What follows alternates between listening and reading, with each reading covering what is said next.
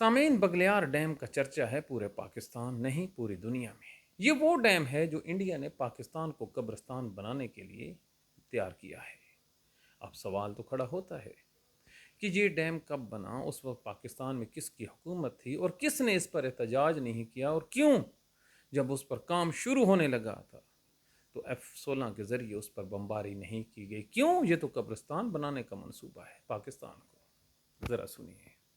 سن 1999 میں جب پاکستان میں ایک ڈکٹیٹر جنرل پرویز مشرف کی حکومت تھی، تو اس حالات میں انڈیا نے اس بغلیار ڈیم پر کام شروع کرنے کا آغاز کیا۔ وہ جنرل جس کا نعرہ تھا کہ سب سے پہلے پاکستان، وہ اپنے لوگوں سے لڑتا رہا، لیکن سرحد پر کشمیر میں اس کو یہ ڈیم نظر نہیں آیا کہ وہ اس کو روکے یا اس کی خاطر پوری دنیا میں آواز اٹھائے۔ اس کا صرف ایک ہی مدعا تھا کہ مجھے اقتدار ملے۔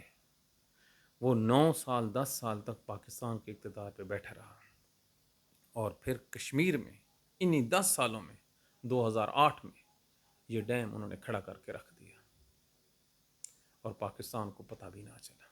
پتہ تھا یہ ججز سے لڑتے رہے، یہ عوام سے لڑتے رہے، یہ سیاستدانوں سے لڑتے رہے، یہ اپنی عوام سے لڑتے رہے۔ اب بھگتو، یہ پرویز مشرف کا کارنامہ ہے کہ جس کو آج آپ رو رہے ہیں، اصل اس کا محرک یہ ہے۔ میری بات پہ یقین نہ کیجئے، جائیے ذرا گوگل پہ، سمپل لکھیں بغلیار ڈیم، اس کے نیچے وہ آپ کو پوری ہسٹری دے دے گا۔ پھر سن 2015-16 میں جب پاکستان پہ قائد اعظم ثانی یعنی نواز شریف کی حکومت تھی، اس ٹائم اس کا جو ڈیزائن ہے اس کو مزید اپ کیا گیا کہ مزید پانی ذخیرہ کیا جا سکے، لیکن وہ حکومت بھی مجرمانہ طور پر چپ کر کے بیٹھی رہی۔ کیوں؟ انڈیا میں کاروبار تھے۔ اب کس بات کا روتے ہو؟ یہ وہ فیکٹس ہیں جو ڈاکومنٹڈ ہیں۔ State of India, state of Pakistan اور اسٹیٹ آف کشمیر کے پاس امانت، اور ایک ایک جو لفظ ہے وہ یہ گواہی دے رہا ہے کہ اس ملک کے ساتھ بدترین غداری کی گئی ہے۔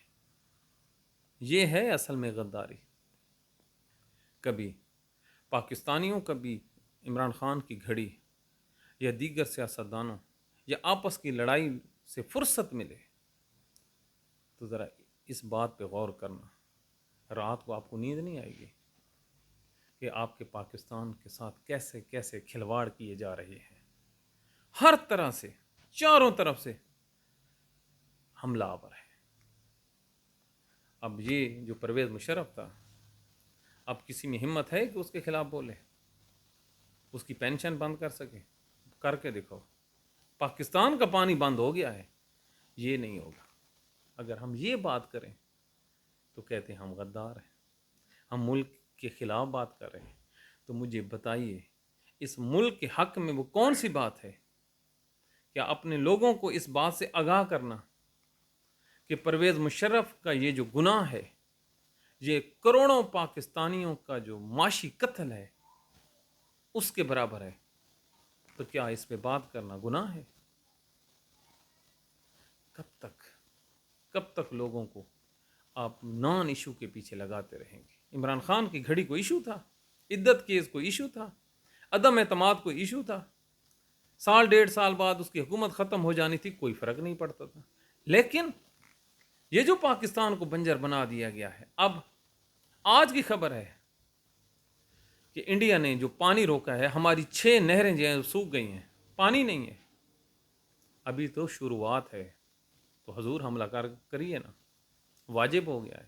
اعلان جو ہے پاکستان کا، انڈیا نے اس وقت اعلان کیا ہے جب وہ اپنا منصوبہ مکمل کر چکا تھا، اور ہم نے کہا اب روک کے دکھا، انہوں نے روک دیا۔ اب ہم بھاگیں گے انٹرنیشنل یا عالمی عدالت میں۔ پتہ ہے نا، عالمی عدالت میں پھر کیس لگتے ہیں، کیس چلیں گے سالوں سال۔ تو ہماری جو حالت ہے دوسری دنیا میں، ہمیں تو کسی نے منہ بھی نہیں لگانا۔ چلو، اب اپنے حصے کا پانی گوا کر پہلے 3 دریا چلے گئے، جو 3 ملے تھے وہ بھی گئے۔